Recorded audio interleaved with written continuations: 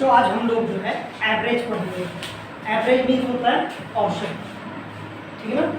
औसत मीन्स क्या होता है, जैसे कई सारे नंबर हैं और उन नंबरों को बराबर बराबर कर देना। जैसे मैं एक एग्जाम्पल के तौर पे समझ रहा हूँ। मान लो एक व्यक्ति है,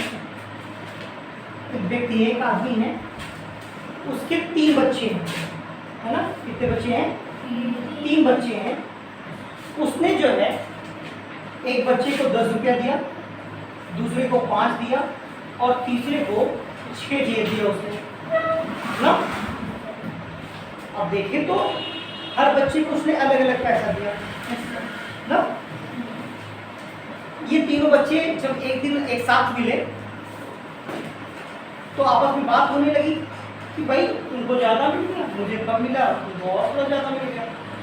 इसलिए आपस में झगड़ा हो गया, है ना। आपस में झगड़ा हुआ, तुमको ज़्यादा किसी को मुझे दो, तो ये कह रहा है मेरे पास सबसे कम है, तुम भी मुझे दो, ये भी मुझे दो।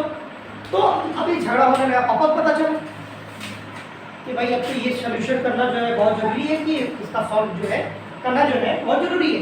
कैसे किया जाए इसको?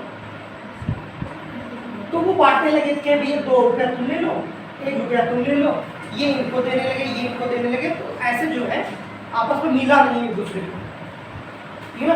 ऊपर नीचे हो जा रहा है, किसी को ज़्यादा मिल जा रहा था, किसी को कम मिल जा रहा था, ठीक है ना। तो इसी क्वेश्चन को एक दूसरे आदमी के पास गए उसको हल करने के लिए, तो वो पता लगा कैसे इसको सॉल्व करेंगे। ये जो इन तीनों को जो बंटवारा है वो आपस में बराबर बराबर मिल जाए, इसके लिए एक फॉर्मूला है, औसत का फॉर्मूला। औसत मीन्स होता है, अब यहां से पता करेंगे, सभी संख्याओं का योग निकाल लेंगे। सभी संख्याओं का योग निकाल लेंगे, अपॉन कर देंगे पदों की संख्या, पदों की संख्या। अब यहां देखें तो सभी संख्याएं कौन कौन सी हैं? 10 + 5 + 6 बटे में क्या कर देंगे? पद कितने हैं? 1 2 3 बटे में क्या कर देंगे? 3। बड़ा सिंपल सा है। सभी संख्याओं का योग मतलब सारे नंबर, जितने भी नंबर होंगे, ये तो यहाँ 3 ही है, मान लो 10 होते, 15 20 होते, सारे नंबर्स को क्या कर लेते हैं हम लोग? प्लस कर लेते हैं। और प्लस करने के बाद में पदों की संख्या जितने नंबर होते हैं अपॉन में कर देते हैं। अब इनको सबको जोड़ लो बेटा। 10 15 और 6 कितना हो जाएगा? 21। 21 बटे में कितना हो जाता? 3।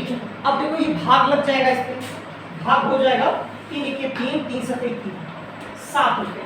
मतलब हर बच्चे को 7 रुपये मिल जाए तो सबको क्या हो जाएगा? बराबर बराबर पैसे मिल जाएंगे। ठीक है, समझ में आया है? इस तरीके से कुछ क्वेश्चंस भी और भी हैं, जैसे मैं एक आप लोगों को दे रहा हूँ, एक क्या होमवर्क में आप लोगों को बहुत सारे क्वेश्चन मैं दे रहा हूँ। यहाँ पे आपको सारे क्वेश्चन जो है सॉल्व करके दिखाएंगे। सबसे पहला क्वेश्चन नंबर है, क्वेश्चन ये है 11 12 10 14 इनका औसत निकालना है, सभी का औसत ही निकालना है, ठीक है ना। ये हो गया।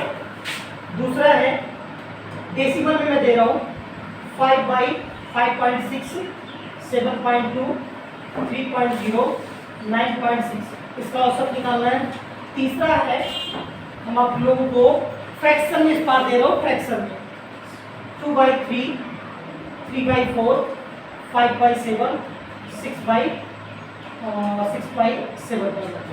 इन सारे नंबर्स का, तीनों का आप लोगों को फ्रैक्शन निकालना है और आपको कमेंट बॉक्स में लिखना है कि इसका आंसर क्या आएगा। ठीक है, आप लोग जरूर से इसको तीनों को सॉल्व करके कमेंट बॉक्स में आंसर देंगे। ठीक है, धन्यवाद।